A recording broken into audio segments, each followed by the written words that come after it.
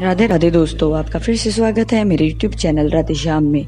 आज हम आपको एक नया अध्याय, एक नया पुराण सुनाएंगे जिसका नाम है सुख सागर। वो सुनाने से पहले मेरी आप सबसे विनती है कि आप मेरे चैनल को लाइक, सब्सक्राइब और शेयर करना ना भूलें, ताकि हम आपके लिए अच्छी अच्छी पुराने ला सकें। राधे राधे। राधे राधे दोस्तों, आपका फिर से स्वागत है मेरे YouTube चैनल राधे श्याम में। आज हम आपको आगे की कथा सुनाते हैं। इसलिए कन्या की सिवा और कुछ नहीं लेना चाहिए। जो ससुर और या संबंधी इच्छा के बिना दान दहेज लेता है, या जो कन्या देकर अपने जमाता से द्रव्य लेता है, वे दोनों रोक नामक नरक में यमराज की अनेक यातनाएं भोग कर सुकर की योनि में जन्म लेकर जन्म जन्मांतर तक दुख भोगते हैं। मैत्रेय जी बोले, हे विदुर, करदम जी के मुख से यह वचन सुन कर स्वयंभू मनु बोले, हे ऋषिवर, आप महान हैं। मैत्रेय जी बोले, हे विदुर जी, देवहूति तन मन से दिन रात अपने पति करदम जी की खूब सेवा करती थी। देवहूति को इतनी सेवा करते हुए जब काफी समय हो गया तो करदम जी ने मन ही मन सोचने लगे, देवहूति कितनी अच्छी पत्नी है, जो इस तरह बिना योग्य वस्त्र, आभूषण और दासियों के बिना ही मेरी इतनी लगन से सेवा कर रही है। इसको अब इसकी सेवा का उचित फल अवश्य ही देना चाहिए। मन ही मन यह सोचकर करदम जी देवहूति से बोले, हे देवहूति, तुमने बिना किसी सुख की कामना किए हमारी इतनी सेवा की है। अब तुम्हारी जो भी मन में इच्छा हो वह हमसे कहो, हम तुम्हारी मनोकामना अवश्य पूर्ण करेंगे। क्योंकि शास्त्रों में भी लिखा है, जिस घर में स्त्री सुखी प्रसन्न नहीं रहती, वहां पर लक्ष्मी जी की भी वास नहीं करती। उस घर में सदैव दरिद्रता व कलह कष्ट रहता है। इसलिए प्रत्येक व्यक्ति का धर्म है कि वह सदैव अपनी पत्नी का मान सम्मान करे, उसे सदैव सुंदर वस्त्र आभूषण देकर सदैव प्रसन्न रखे। घर में स्त्री का मान सम्मान करने से लक्ष्मी जी भी घर में वास करती है।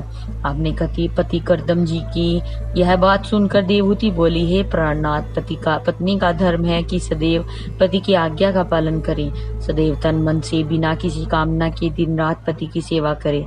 पत्नी का कर्तव्य है कि वह ऐसा कोई भी कार्य न करे जिससे पति के दिल को जरा सा भी दुख हो, तथा पति की निर्धन अवस्था देखकर सुंदर वस्त्र, आभूषण और श्रृंगार की समस्त सामग्रियों से इस तरह विरक्त हो जाना, जिस प्रकार ज्ञान की प्राप्ति होने पर ज्ञानी पुरुष संसारिक सुखों से विरक्त हो जाते हैं।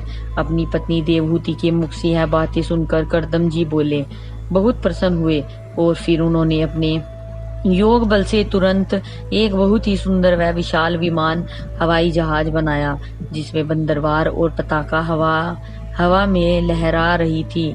उस विशाल विमान में सुंदर उपवन, तालाब और विलास सामग्री भी थी। ऐसा सुंदर विमान देखकर देवहूति बहुत ही प्रसन्न हुई, लेकिन स्वयं को वस्त्राभूषण सहित रहित देखकर वह चिंतित हो पड़ी। लेकिन करदम जी उनके मन की बात जान गए और उन्होंने तुरंत ही अपनी योग विद्या द्वारा एक निर्मल जल और सुंदर सुंदर खिले हुए कमलों से युक्त नारायण नाम के कुंडल का निर्माण किया। फिर करदम जी ने अपनी पत्नी देवहूति से उस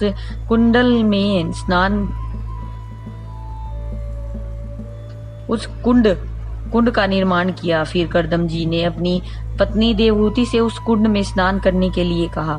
उस सुंदर नारायण कुंड से स्नान करने के पश्चात जब देवहूति बाहर आई तो वह अनेक प्रकार के अति सुंदर वस्त्राभूषण और सुंदर सौ दासियों से युक्त थी।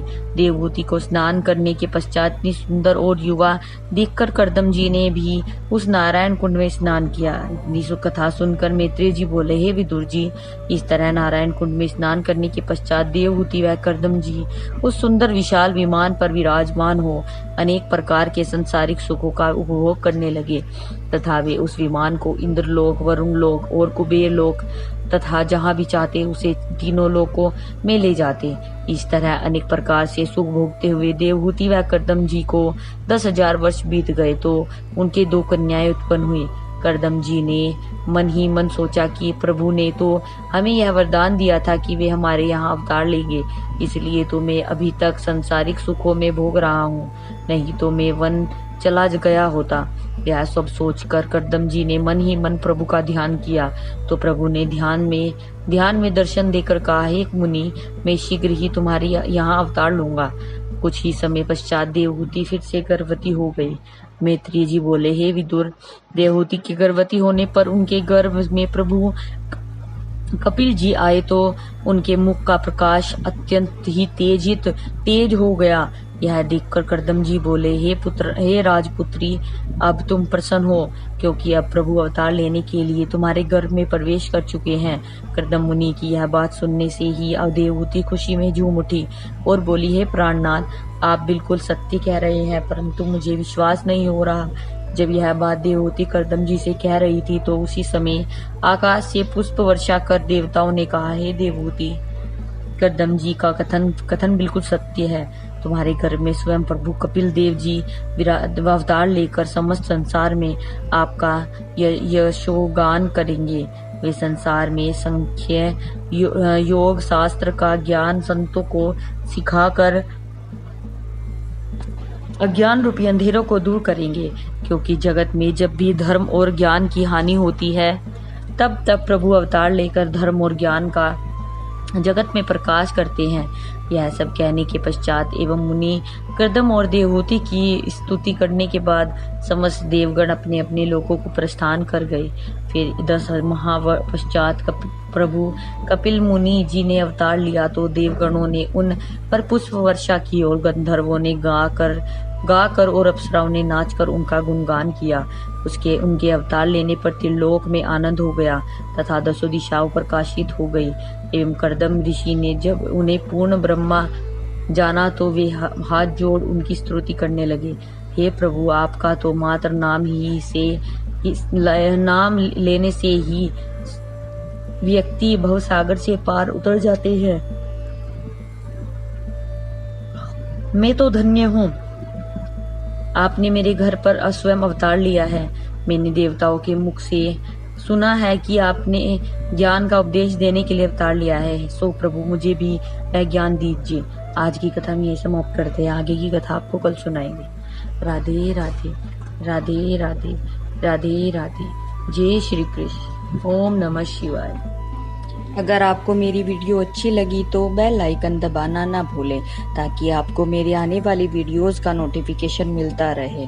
धन्यवाद। ओम नमः शिवाय।